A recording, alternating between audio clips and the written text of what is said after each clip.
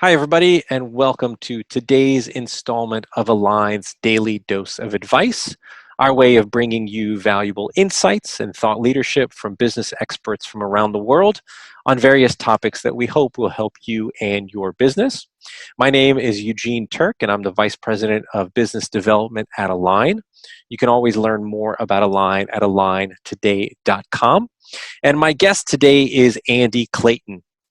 Andy is a UK-based speaker, author, entrepreneur, scaling up certified business coach, and the head of Petra Coach's European operations. Prior to coaching, Andy successfully grew and developed his agency business in China past the $10 million mark and then successfully sold the business to his largest competitor.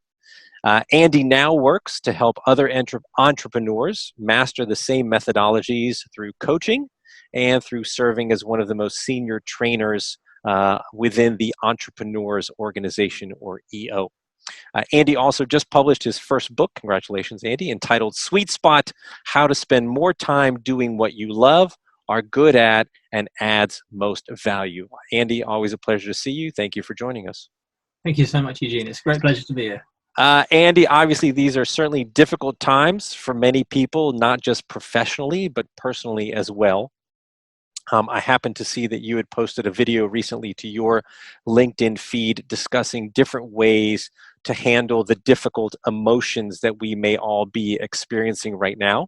And so I wanted to spend some time this morning just discussing that with you in greater detail. The technique or exercise that you discussed that I found most interesting was something that you call taking an inventory of both our emotions and our fears at this time. So can we start by just having you tell us more about the concept of taking an emotional inventory and what that is? Sure, absolutely. So I find it's hard for me to take action and make good decisions unless I'm emotionally in a solid place that I'm well balanced. So in a difficult, challenging time like this, I have to deal with emotions first before I take action. So tools to help me understand and manage emotions are really important. And one of the most helpful ones I've found, I picked this up and I learned this in recovery. So I had to get sober like 13 years ago, and it was a period like this, it was kind of a business crisis and disaster, and I'd had issues with alcohol and addiction. So I worked through the 12 steps of AA. Mm-hmm. And through several of those steps, what you do is this process of what's called inventory taking. And at heart, what it is, in this part, is writing down and understanding what those emotions are. And the part of it that I really like is the encouragement is to get it all down. It's not just the things that make sense, but the crazy ones as well. And so an emotions inventory is, and it's one I regularly do this, particularly when I'm feeling disturbed somehow, or I feel like I can't make progress because my emotions are kicking up. And I just pull up, I've got an Evernote with a journal in it. I just write down all the things that I'm feeling and like an attempt to understand why. And even if they're kind of crazy and nuts, I just get them all out. There's no wrong answers. And I find the benefit of it is to understand what an emotion is already takes a lot of the power out of it. And often in that process of writing, I get clarity around what they are. So for example, I've had, I'm sure, like a lot of people, negative emotions recently, given what's happening. And so we've been losing some business, and I thought that maybe I was feeling bad because we were making less money, right? But I thought about it, actually, when I wrote stuff down, it's not so much about the money as such. I was feeling sadness because I'd put in so much work to find and develop and help these customers, and see that being undone so quickly, right, just was like a process of grief and sadness. Or another one was, I was feeling again a sort of a negative reaction to what was happening, and I realized that it wasn't necessarily, again, the fact of the business shrinking per se. It was more the fact that customers were having a higher degree of scrutiny over all the partners and the service providers that they were working with, and so as a result, I was being judged, Right. more critically and more harshly than I normally would, and I could sort of hear it at the back of people's conversations, and so that just felt uncomfortable. But it wasn't until I really sort of sat down and spent the time to write it all out that I realized that those were the emotions behind what was bothering me. And so, as I understand it, in addition to doing the emotional inventory, there's also the technique of conducting a fear inventory. Is that correct? Yeah, that's it. And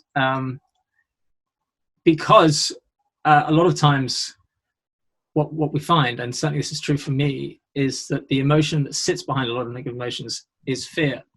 And what's interesting about fear is that there's many different flavors of fear, right down from sort of anxiety, nervousness, stress to outright terror.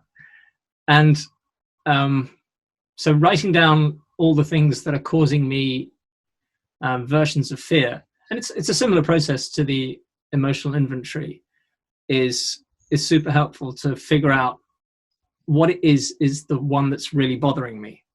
I usually find that when I write out a fear inventory, what happens is, particularly in a time of shrinking business, you start to think, well, what's the worst that could happen?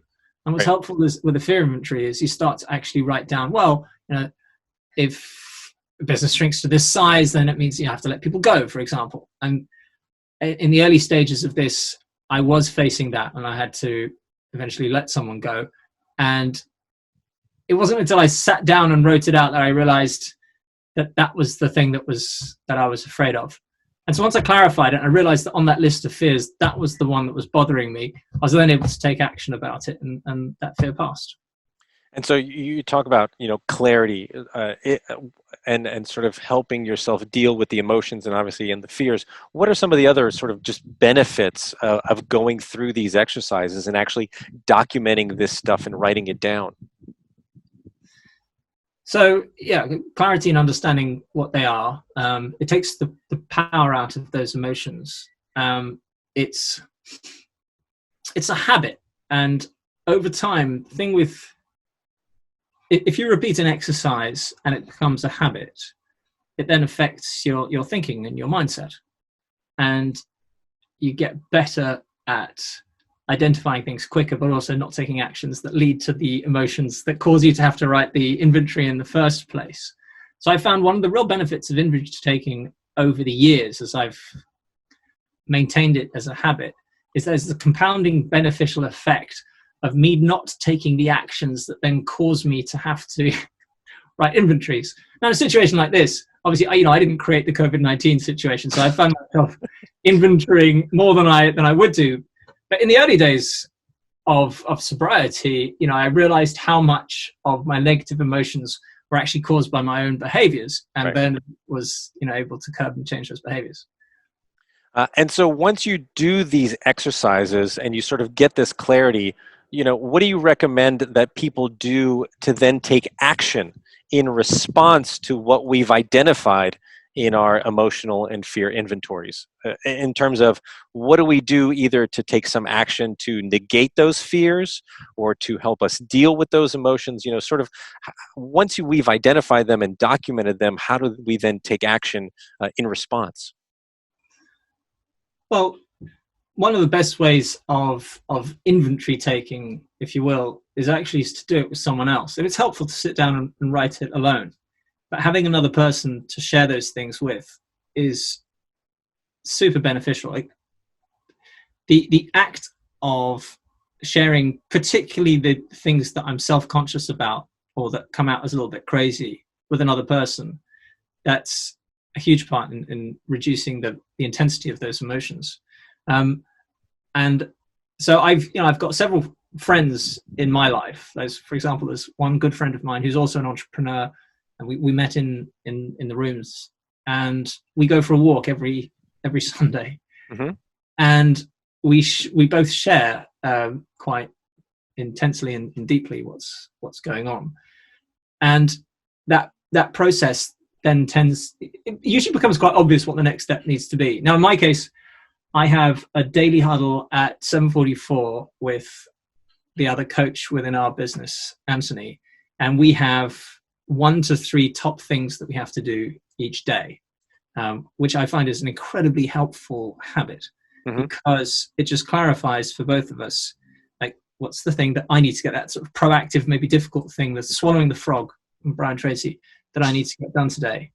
And so that's the sort of methodology that I use to then turn insights into particular actions. And so just sort of from a real perspective, obviously this is something that you recommend people do during a crisis, but otherwise, how often should we be doing and taking inventory, both of our emotions and our fears? Honestly, I have found myself sort of doing it gradually a little bit less and less over the years, because it becomes a little bit more ingrained. I've had periods of doing daily journaling, whereby every morning I'll get up and I'll write down like 3 fears, 3 gratitudes. For me, I find that's overkill. I get diminishing returns quite quickly if I do it every day.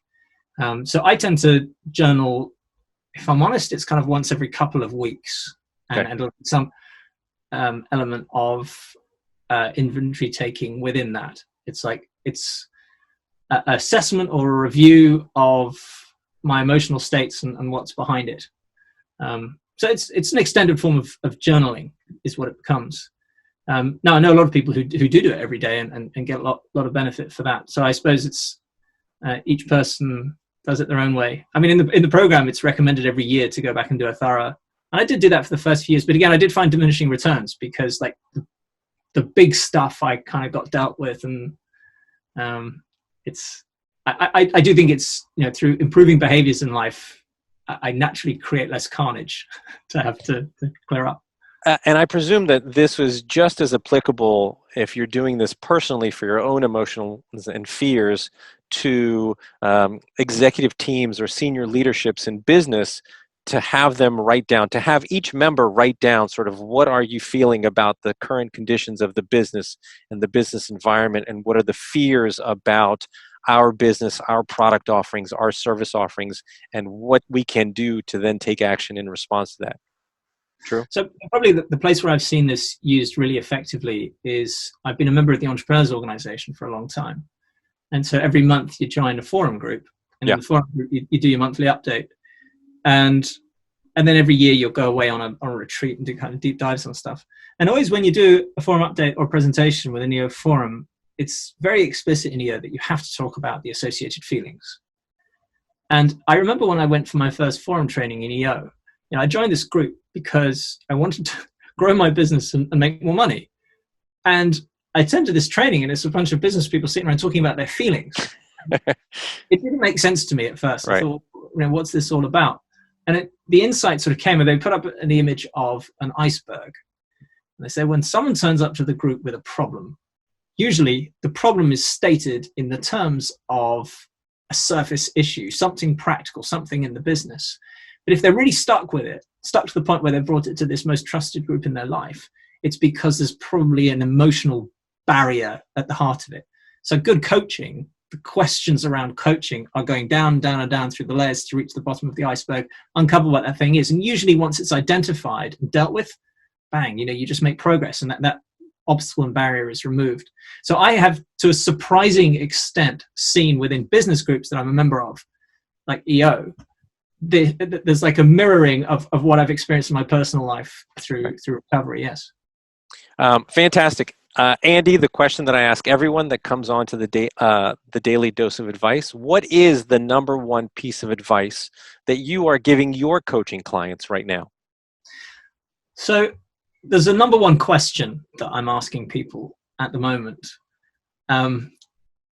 Like we were discussing previously, I've gone a little bit back and forth in my mind about offensive versus defensive strategies in this situation. And so I've rephrased it in a way that's worked for me, and certainly for the people I've talked about.